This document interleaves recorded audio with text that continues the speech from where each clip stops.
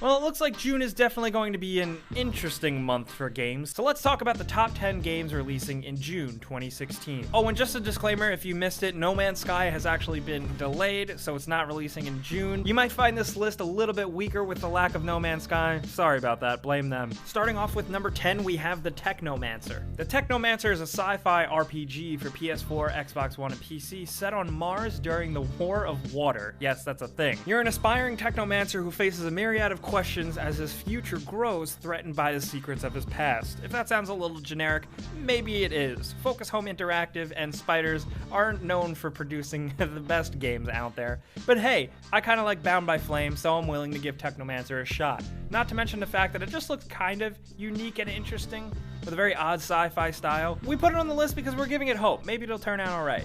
Number 9. Elder Scrolls Online on consoles is getting the Dark Brotherhood expansion. This released last month for PC, but it's worth mentioning it for the console players because it's not bad. So basically with the Dark Brotherhood and Elder Scrolls Online, the Dark Brotherhood come, and they're recruiting, and it's up to you to explore the Gold Coast and really discover what the Dark Brotherhood is all about. I don't know if you guys know this, maybe you've never played Elder Scrolls or anything, but the Dark Brotherhood is like a League of Assassins. And they're pretty awesome. With this, you get a new passive skill line that's based around the Dark Brotherhood, the entire new PvE area called the Gold Coast, and a few hours of actual story content surrounding the Dark Brotherhood. If you're playing Elder Scrolls Online, this is worth checking out. And at number 8, we have Mighty Number 9. Mighty Number 9, what can we say about this game? It was kickstarted a million years ago, delayed countless times, now it's finally getting released. The latest news is that it got a launch trailer that was a little embarrassing and cringeworthy, but we're hoping that this still just holds up as a good old school platformer, a real spiritual successor to like Mega Man, like how it's been touted as. But we honestly don't really know until we get our hands on it. We can pass judgment, but you know, it's releasing this month, so we put it on the list.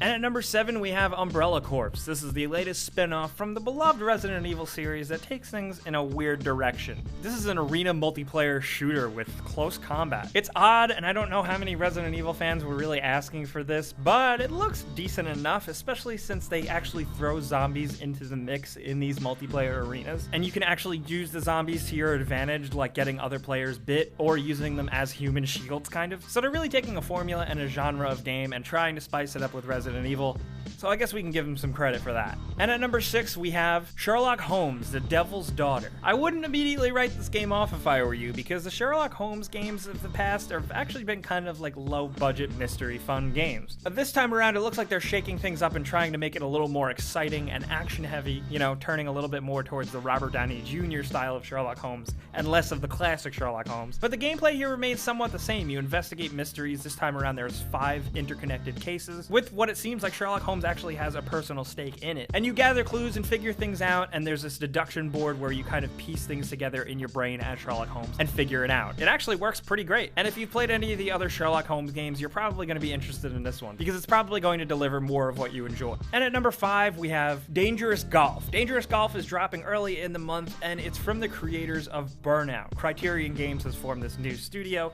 and have made a game that actually makes me want to play a golf game. I'm not a fan of golf games at all, but Dangerous Golf just looks like genuine, downright fun. The game has 100 different miniature golf-style courses where you just kind of have to wreck shit. The object of the game is to get the ball in the hole, but also to destroy everything you can and score extra points. There's all kinds of wacky stuff like dirty bathrooms, exploding gas stations, fire, rockets, glass, smashable tables, walls, everything. There's so much crazy stuff going on here, and it's just so weird that I'm definitely curious. So that's why it is definitely earning a spot on our list.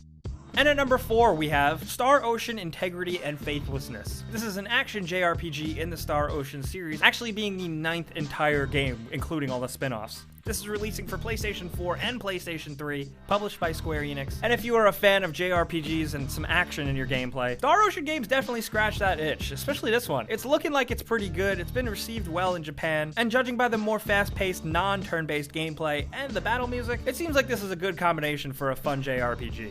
And at number 3, we have Dead by Daylight, a multiplayer 4 versus 1 horror game where one player gets to play the role of the actual killer, like from a horror movie, and the other 4 players play as survivors. This time around, of course, being in the typical horror fashion, young, scared teenagers. The thing here is that the teenagers can actually use the environment to their advantage to outsmart this killer. But of course, you being the killer, you have your own advantages. There's a lot of other games right now releasing like this. Friday the 13th is getting its own asymmetrical multiplayer game, but this one just seems like it has the ideas down right, and visually visually, it looks pretty awesome. The cool thing here, though, is that the game appreciates horror, so you don't just get to play as a slasher killer, you can play as more of a paranormal entity type of thing, and you have different ways of killing your prey, all in a first-person perspective. It's also worth noting that all the levels are procedurally generated, so nothing is ever the same, so you'll probably get a lot of playtime out of this, especially if you're going to be playing with friends. There's a decent amount of progression here to warrant playing, and there is a little community excited for this game, so I think it might be worth checking out on PC.